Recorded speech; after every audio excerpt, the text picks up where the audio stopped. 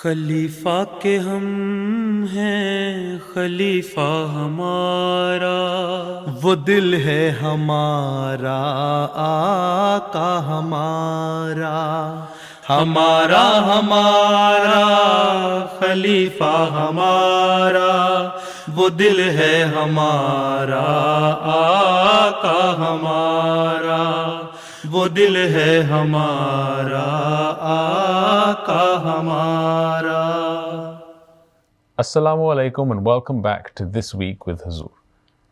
Last Sunday, Hazrat Khalifatul Masih Ahmed bin Aziz inaugurated the Baitur Rahim Mosque in Cardiff.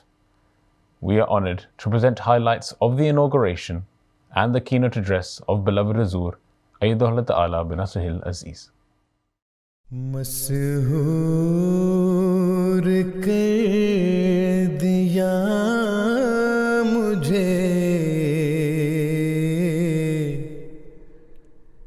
दीवाना कर दिया। Sunday, the 23rd of November 2025, marked another historic moment in the history of the Ahmadiyya Muslim Jama'at in the United Kingdom. Hazrat Khalifatul Masih V, Ayatollah bin Aziz, inaugurated the Baitur Rahim Mosque in Cardiff in Wales, and the first Ahmadiyya Muslim mosque to be built in the UK since 2023. Hazrat Khalifatul Masih V, Ayatollah bin Aziz, departed Islamabad on Saturday for the two-day visit to Wales. After arriving at the mosque, Hazrat Amirul Mu'mineen unveiled the plaque and led the attendees in silent prayer. On the mosque grounds, Hazrat Amirul Mu'mineen also planted a tree. Hazrat Amirul Mu'mineen then proceeded to the prayer hall where he led members of the Jamaat in prayers.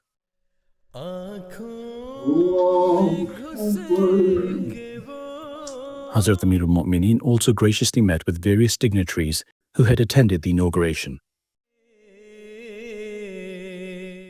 Hazrat Amirul Mu'mineen then took photos with Welsh members of the Ahmadiyya Muslim community.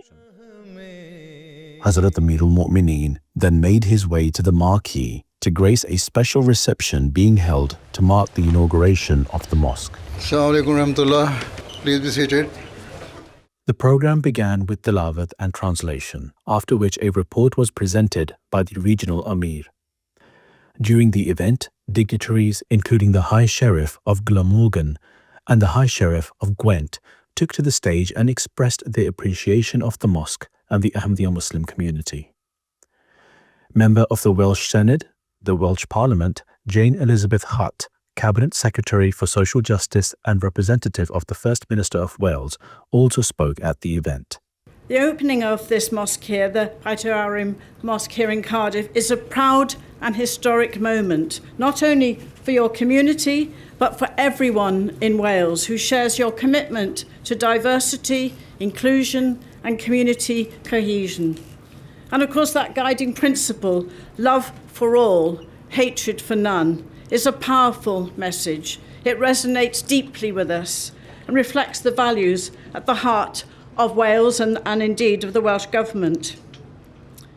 The Ahmadiyya Muslim community's tireless work to promote peace, harmony and justice through interfaith dialogue, charitable initiatives and outreach strengthens our society, from fundraising for local charities and supporting humanitarian relief to hosting peace symposiums, youth engagement programs. You show how faith can truly be a force for good. During the keynote address, Hazrat Amirul Mu'mineen spoke about the role of the mosque in creating peace in society. First of all, I would like to sincerely thank all of our respected guests for graciously accepting our invitation and joining us for the inauguration of this mosque. Your attendance at this purely religious and spiritual event demonstrates your open hearts and generosity of spirit. The purpose of this mosque like all true mosques, is to serve as a sacred place where people gather to worship Allah.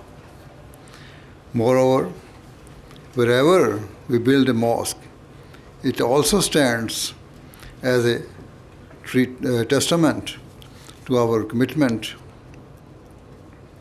to our neighbors and the local community. Indeed, the abiding message that echoes aloud from all our mosques is that where they serve as a place to worship Allah, they also serve to foster peace, compassion, and harmony throughout the world.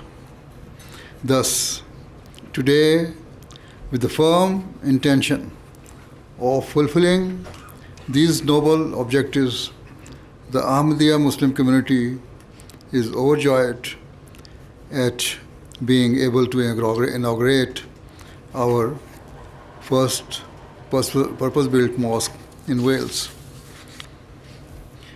According to Islam's teachings, when Ahmadi Muslims gather here to pray for themselves, they shall also pray for the peace, well-being, and security of all people.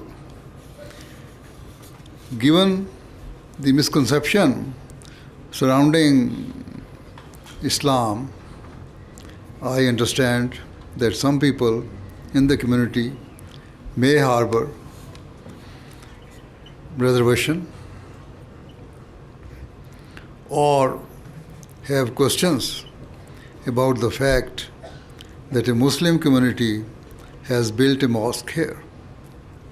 Thus, at the outset, let me reassure you, our mosques are not built to sow disorder, or to incite division. Rather, they stand as shining beacons of peace, love, and harmony, and reflect the deeply rooted, peaceful values of our faith. Thus, during the time of the Holy Prophet Muhammad, peace and blessing of Allah be upon him, a group of malicious people built a mosque with ill intent to create disorder and cause harm. Upon this, Allah, the Almighty, instructed the Prophet of Islam, peace and blessing of Allah be upon him, to demolish that so-called mosque. So the purpose of a mosque is not fulfilled by its physical construction. Rather, a mosque only serves its purpose when it is used for both the worship of God and also to manifest Islam's true teachings of kindness, love, and compassion. The Quran has clearly laid out what is right and wrong. For example, in chapter 90, verse 14, Allah states that freeing an enslaved person is amongst the very highest forms of virtue. Whilst before Islam, slavery was a widespread custom amongst Arabs. The Holy Prophet Muhammad, peace and blessing of Allah be upon him, issued an explicit and revolutionary instruction that slaves ought to be freed. He personally led from the front by liberating all slaves who had come into his possession. Thus, Islam came to end all forms of slavery in the world. You might wonder if the example of slavery is still relevant today. Regrettably, it is. While physical slavery has ended, another form of slavery, economic servitude, continues to oppress people in many parts of the world. Less developed nations are trapped by crippling debt, leaving them powerless to prevent the plundering and exploitation of their natural resources by rich and powerful countries. Ultimately, these vulnerable nations dictated to by the wealthier nations. Islam condemns such exploitation as a form of enslavement that must be eradicated because such inequalities and injustices inevitably shatter the foundations of global peace, something we increasingly witness today. Quran's emphasis on social care is further evident in subsequent verses of chapter 90. For instance, verse 15 states that feeding the hungry is a great virtue. Verse 16 establishes a duty to help and support orphans, and verse 17 commands Muslims to provide relief to the impoverished and weak. The Quran specifically instructs Muslims to help a poor man lying in the dust. These words are deeply significant, meaning Muslims are obligated to help those who are utterly crestfallen. We have no one else to aid them and who have been forgotten by society. While some people have family and friends to support them, Muslims are instructed to identify and to help those who have no one else. In economic terms, it means that if an individual has hit rock bottom and has no one to help him, a Muslim must endeavor to assist them and help them get back on their feet.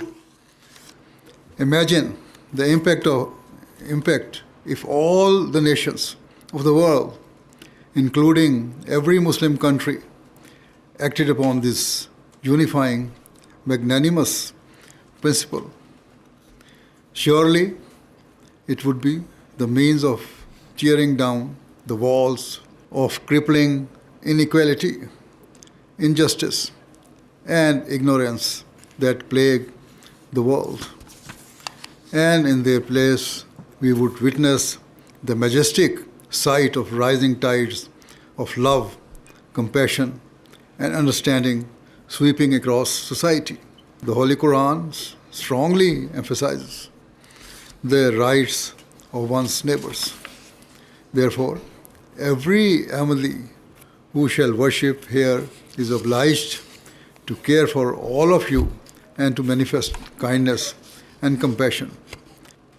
Similarly, they must show sympathy and extend support to all those who have struggles, including orphans, the hungry, or the infirm.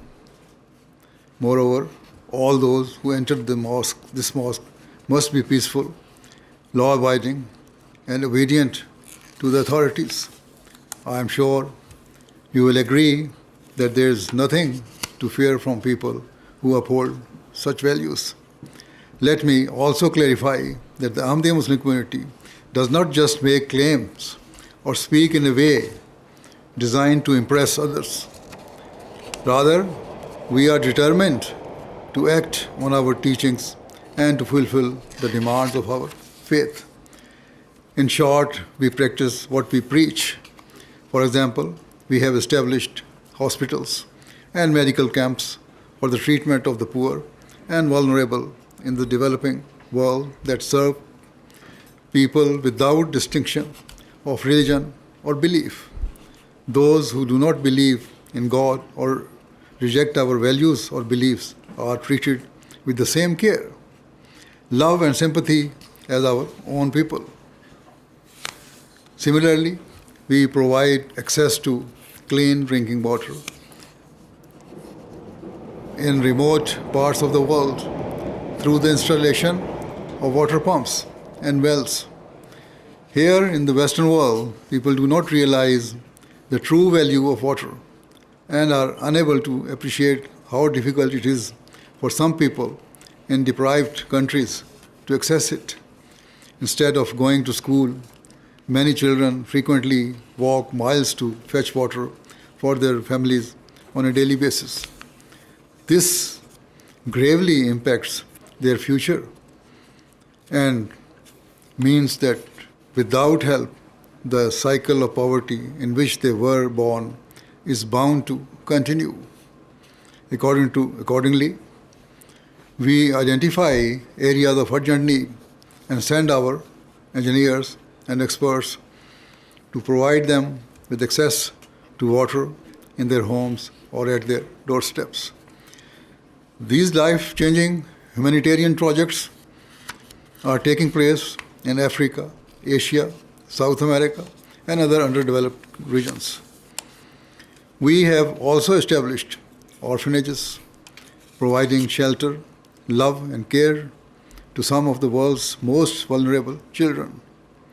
In terms of education, we have established hundreds of schools across the developing nations that provide primary and secondary education without any distinction.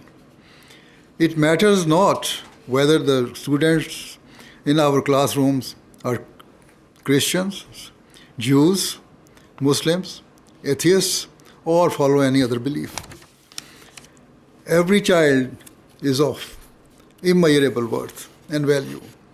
So, with the grace of Allah, the Ahmadiyya Muslim community is constantly engaged in serving humanity, and this includes supporting local charities and community projects across the United Kingdom. Our sole aspiration and motivation is to alleviate suffering and to enable people to live their lives with dignity. Thus, I am confirmed you will see for yourselves that this mosque will prove itself a true beacon of light. It shall shine forth not just for those who worship here, but it will project a message of peace and security for all people, irrespective of their faith or beliefs.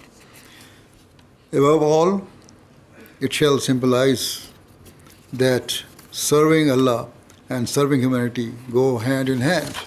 As the event concluded, Hazrat Amirul Mu'mineen led the attendees in dua. Wonderful. I've heard his address once on the radio on the Voice of Islam when he opened the mosque in Gillingham, and I thought he is such a holy man and wonderful voice, wonderful message as well. I thought it was astonishing. I thought it was remarkable because although he covered huge areas, a wide general field of responsibility, and yet he was so particular and direct in his teaching, and I thought that was very powerful indeed.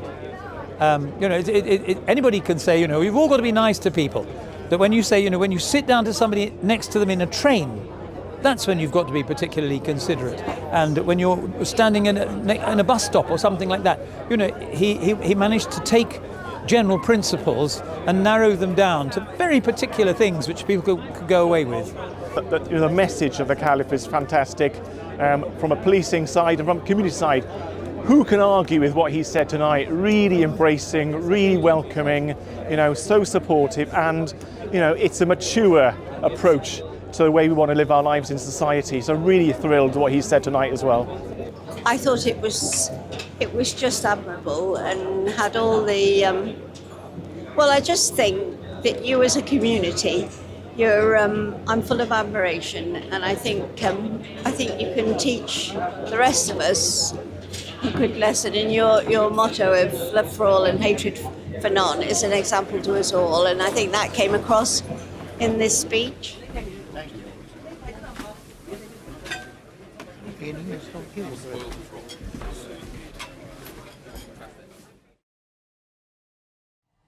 Those were highlights of the inauguration of the Beit Rahim Mosque in Cardiff.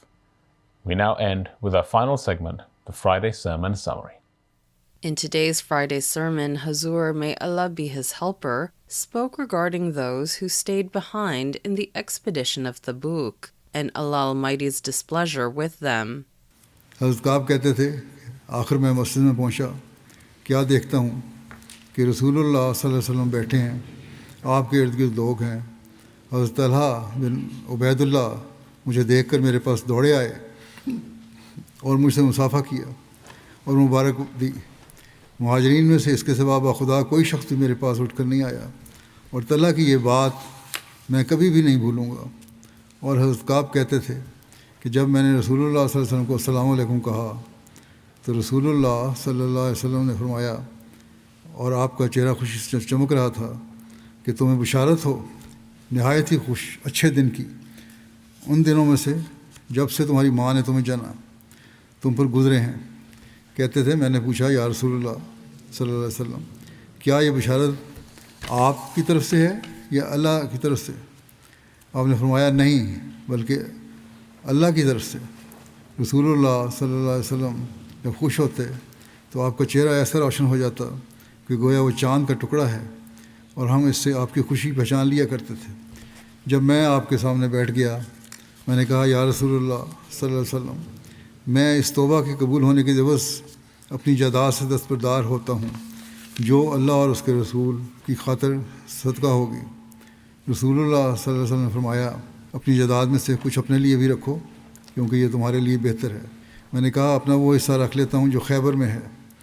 میں نے کہا یا رسول اللہ, اللہ نے مجھے صدق کی وجہ سے نجات دی, اور میری توبہ میں سے یہ بھی ہے کہ میں ہمیشہ سچ ہی بولا کروں گا جب تک کہ میں زندہ رہوں گا, کیونکہ اللہ کی قسم میں مسلمانوں میں سے کسی کو نہیں جانتا کہ اللہ نے اس کو سچی بات کہنے کی وجہ سے اس خوبی کے ساتھ آزمایا ہو جس خوبی سے میری آزمائش کی ہے.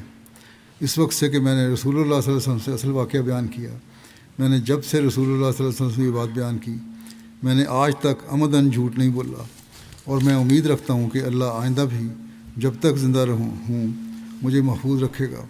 اور اللہ نے اپنے رسول صلی اللہ علیہ وسلم پر یہ وحی نازل کی, اور اللہ نبی پر اور مہاجرین اور انصار پر توبہ قبول کرتے ہوئے جھکا جنہوں نے تنگی کے وقت اس کی پیروی کی تھی.